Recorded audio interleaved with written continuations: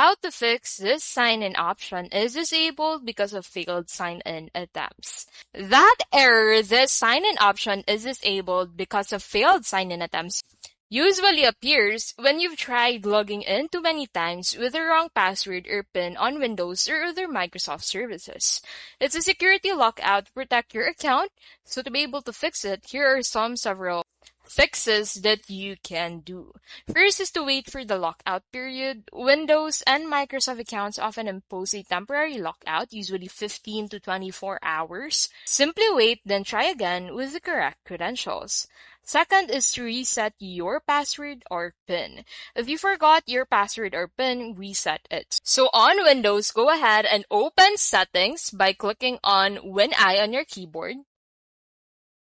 And then on your settings, head over into the Accounts tab. Now on the Accounts tab, go ahead and look for Sign-in options. And then in here, go ahead and click on Forgot My Password. So follow the prompts to set a new password or PIN.